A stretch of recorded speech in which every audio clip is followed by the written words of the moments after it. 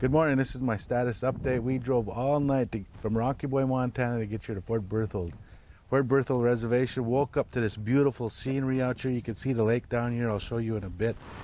But our host, our bro, Dayton Mandan, put us up, gave us a fifth wheel to stay in.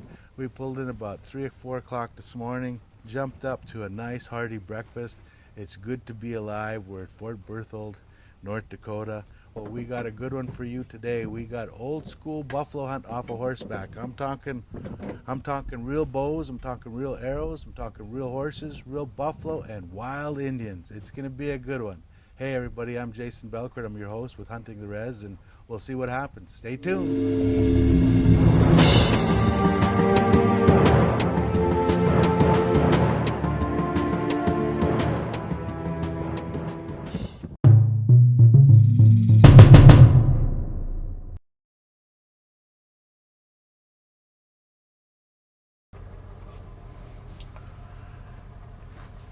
Well, good morning, guys. It's start day 2 of our buffalo hunt. Kind of got a little bit of mixed feelings yesterday. We had a really good day, a beautiful country. Happy to be here in Fort Berthold. Went out and took a lay at buffalo pastures. Met with Tony Johnson, heck of a good guy. Met Marty Young Bear, another solid dude. Between Dayton Mandan, Marty Young Bear, Tony Johnson, and on our HDR crew, I think we're going to get it done. Real excited about yesterday's activities. But you know, mixed feelings. Our relatives over in Standing Rock, you know, as we started this trip, we were supposed to come out and do a 3-day buffalo hunt out here, and hopefully some of that buffalo meat will make it over to that Standing Rock camp, that camp where the water protectors are out there fighting for water. Water is life. Water is everything. And this morning when I jumped up and lit our smudge and said a little prayer, I thought about our water protectors over there and what they're going through.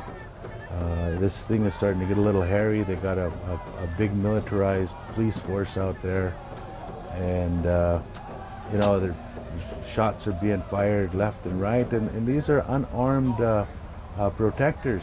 Why do we have this big military buildup? They're arresting people left and right. All we're asking for is the corporate world, is the world to wake up and see that without water there's no life. So certainly the water protectors are in my thoughts and prayers this morning as we go out and harvest this buffalo. Ladies and gentlemen, we got a real buffalo hunt here in Mandan Hidatsa Rickra tribe, Fort Berthold. I'm standing here with Marty Young Bear, a road member of Fort Berthold. We got the real deal here. Real horses, real bows, real arrows, real Indians, and real buffalo. Tell me what's going to happen here, Marty. Well, we gave it a shot to run a herd in here. We had about 20 or 30 head coming, and we got a smaller, about a 80-acre pasture here. We tried to run them in from a bigger pasture, and the bigger herd took off from us, and then we got an older cow and a calf to come into the pasture. We want to shoot her in, so we're gonna get on. We got 3 horseback riders. We're gonna try to haze her down in the pocket there, and then get an arrow in her. Nice. Yeah. So nobody's done this for 150 years. What's your feeling about that? I guess it's an honor to come and try it. I guess I've been around buffalo quite a bit, and I ain't never seen one killed with an arrow yet, but this is even better yet to try to do it horseback, and I guess it's bringing back our old ways, I guess. Nice. Yeah. Real way, original style, Hunting the Res. Stay tuned.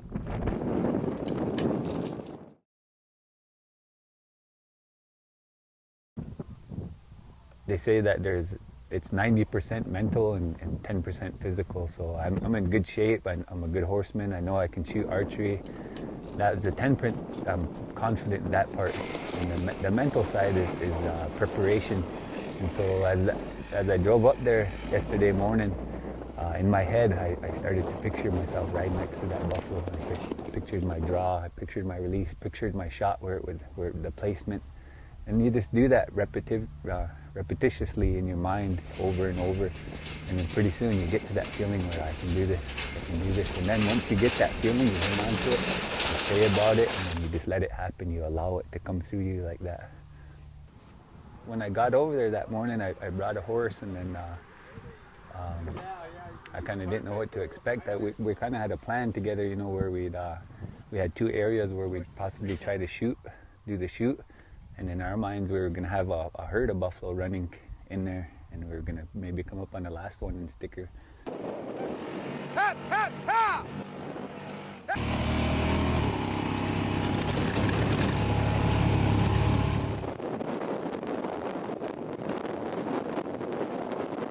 We get those buffalo to funnel down through here. I could get a tree stand either on this. What about the tree stand? It's got to be a nice straight tree with not very many branches. Okay, so that big gnarly guy's out. That big gnarly, unless you're going to climb up there, that big gnarly is out. Okay, then, so I walked over there. Probably these, how about these skinny guys right here? Can we get that tree stand up there? No? Branches ain't gonna work for us? And the reason why we want to funnel down the draw is that this should act like a natural fence, I'm hoping. Hoping they won't turn and go down. If anything, they'll cut in that brush a little bit, but not really. Hopefully they'll just come right here. Do you think they won't want to hit that creek bottom? I'm hoping. That's what my... You think they're gonna hit that creek bottom? Down there, and we try to haze them a little bit, you know.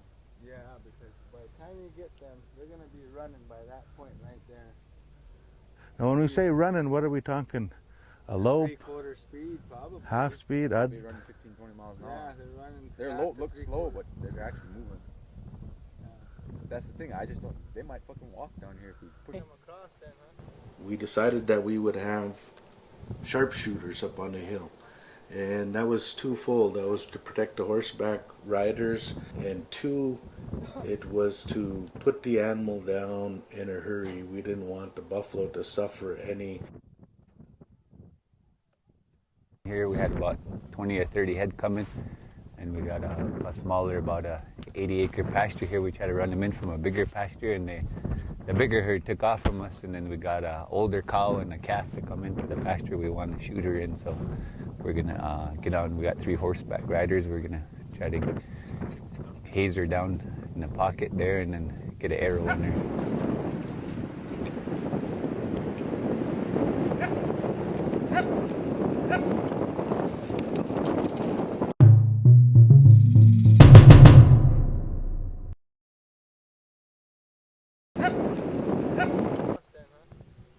With the sharpshooters in place and the horseback riders mentally ready, there was nothing left to do but let the hunt play out.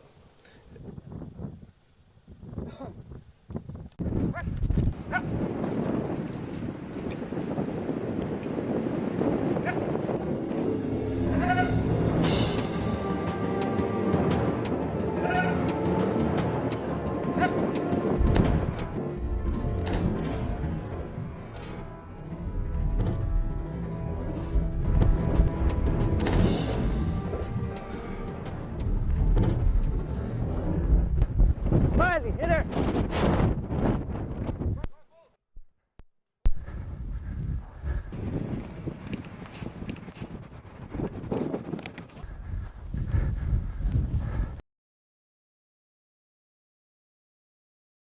The teaching is a spiritual truth that says whatever you carry inside you is what's going to come out into the world, and you're going to manifest things with your thoughts and how you feel. And I said, so myself, when I come here, I don't come here getting ready for a fight.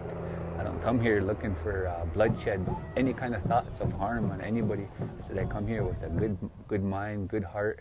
I see the gathering, the unity here, the love that the people have, and the teaching of keeping our elements sacred, and that teaching is the one. Put peace in here, put love in here, and erase all those thoughts of violence and thoughts of harm that might come to the people, and put thoughts of peace, of compassion, love, kindness. I said, put those kind of thoughts in here. The way this camp that can use your help is that. I said, you can be that, you can manifest that. I said, if you're violent, if you're angry, I said, and you go there and you have anger and fight in you, you're going to manifest that into your life. That's what you're drawing towards yourself. I said, but myself, I said, I don't have that. I said, if you go around and you see these medicine men, that's one of their teachings is you can't think that way, harm towards people. You You got to think about prayer. You got to think about love and compassion, and that's what you want to come out of yourself, the kind of energy you want to generate. And so the things that this camp needs the most is they need a peaceful person, a peaceful, kind-hearted, loving person to go around this camp and to create that kind of energy. And then it grows in numbers, they say. So the more of us that think that way, think about peace, about prosperity, about kindness, compassion for everything, all living beings, the earth, the water, everything, and the numbers that we have, I said the people that are working for the pipeline, the people that are against, that are for the pipeline and that are all against, our mindset and our love and compassion will carry over to them. And so rather than hate them for what they're doing and go against them, let's show them what we're for. Let's be for something. And the message is be for clean water, be for Mother Earth, be for environmental cleanliness, like that. That's a teaching. The way you can benefit this camp, I said, is if you come here and you become a medicine to this camp.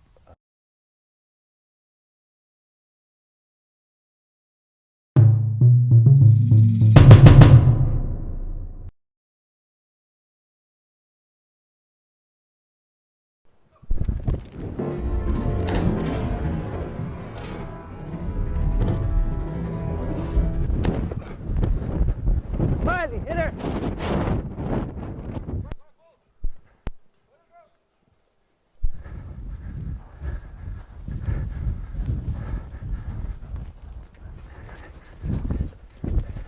Okay, Smiley, that's good.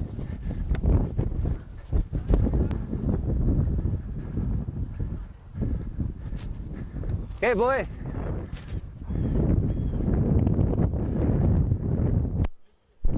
Did ya? As soon as she stops, put her down. Yeah, hit her in a good spot.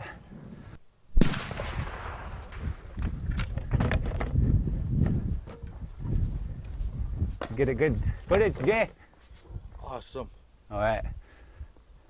Holy Christ. What was that? What did that feel like? That's awesome, man. That first time my damn arrow started bouncing around, but that second time she come around, I got everything steady, and man, I hit her right in the breadbasket. Nice. Yeah. That looked good. Yeah. You look like you've done that for thousands of years. Hey. Yeah. That old grandma buffalo is better than that bunch we just got done chasing. How about you, Phil? Was that adrenaline rush? Yeah, adrenaline rush, but too much. Right here, just couldn't keep my arrow straight. I could keep it straight stuff, but I don't know. Right on, boys. Good job. Yeah. Shit, man. Right on, all you guys. Fucking awesome job. It's the way to get it done, boys. That's hunting the res, guys. Yeah. How freaking Oh, way to go, awesome is Butcher. that? I get to come to beautiful Fort Berthold over here in North Dakota, home to the Mandan Hidatsa Rickraw tribe. They invited me out. I get to come hunt with somebody as high caliber as Marty Young Bear, Philip White Man Jr., Dayton Mandan, Jonas. All these boys are top notch. They come over here and be able to harvest a hunter bull, buffalo. 150 years in the making. 150 years, nobody has shot a buffalo old school off a horseback. Old school, real bows, real arrows, real horses, real buffalo, and real wild Indians. That's hunting the res. That's the original way. And you heard Marty, it made my heart sore when he talked about honoring the old ways, keeping that relationship with that buffalo. What more can you ask for? I love what I do, man. Hunting the res. I got so many shout outs that I want to talk about. Dayton and his family, his mom and his wife Tia, put us up and fed us gorgeously every night. We grained up on ribs and breakfast, and put us up in a trailer. The hospitality of our relatives over here in Mandan country is phenomenal. What can I say? It's a dream, a bucket list. It's something I've always wanted to do. So many things had to come together to make this possible, and now that it's here, it feels remarkable. Thank God, thank that buffalo,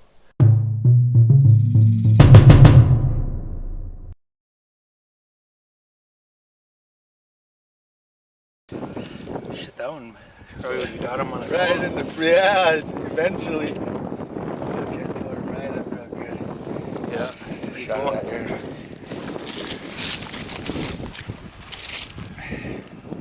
Fatal. Woo!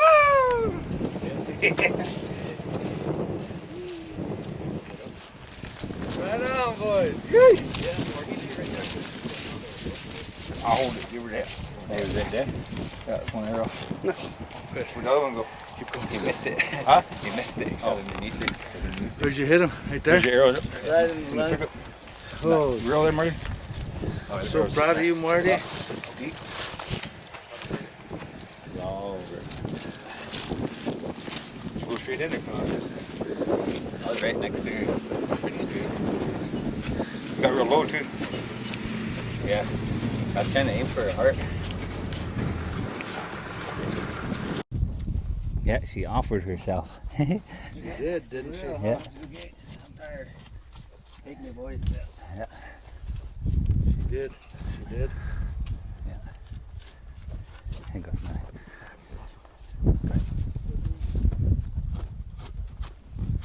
Come down. Yeah.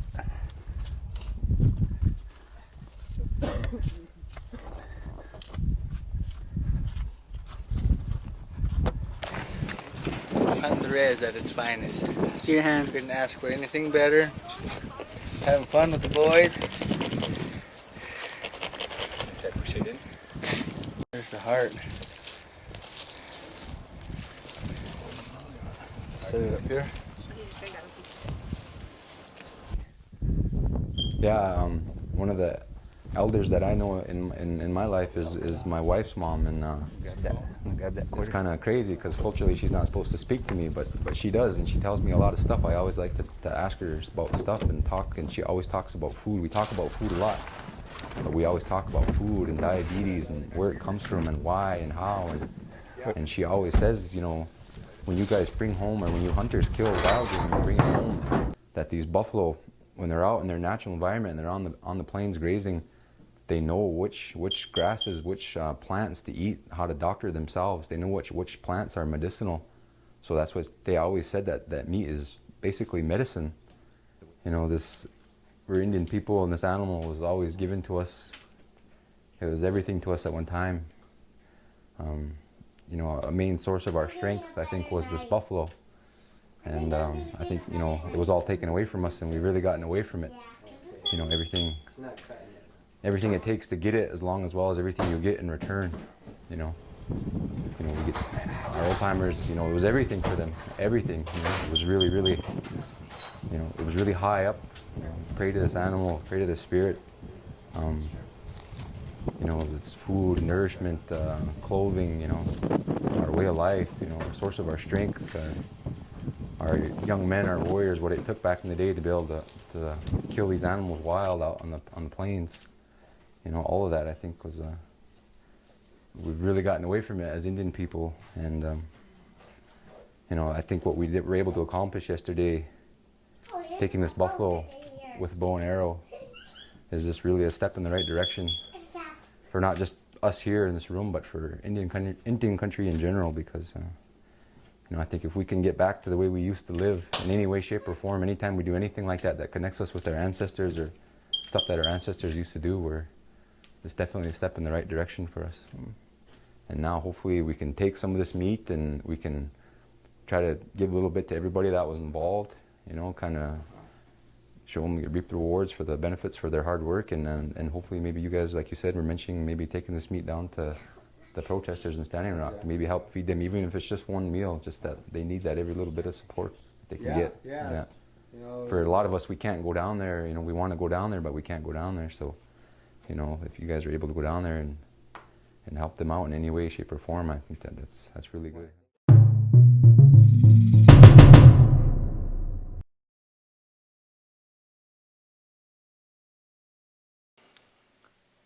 Well, if that wasn't exciting enough, I'll tell you what, a journey continues. We made our way down to Cannonball River to our relatives. We're going to go take that medicine to the water protectors. And I'm reminded what Marty had talked about in his interview when he said, be a medicine to that camp. Go there with positive feelings. Go there with positive vibes. So, a picture here. Take that back with you so that you can always remember your hunt. oh, that's too much. It's just kind of scabby, but That's beautiful. You gotta give me a hug. yeah, Oh, thank you for everything. yeah, I want you guys to The remember food, that the hunt. hospitality. Yeah, thank you. Uh-huh. Oh, Thank you, every little bit. we didn't. Oh man. I love it. I love it. Hey guys, happy successful hunt. Nice hunting the res assignment for HTR, our crew. I gotta give a shout out to Chris Shorty. Gotta give a shout out to my son Cedric Belcourt. Awesome cameraman. Now on to Cannonball River. Stay tuned for next week's episode, guys. We love what we do. This is Hunting the Res, and I'm your host, Jason Belcourt. Until next week, have fun, be safe, and positive vibes to all of you. Hi, hi.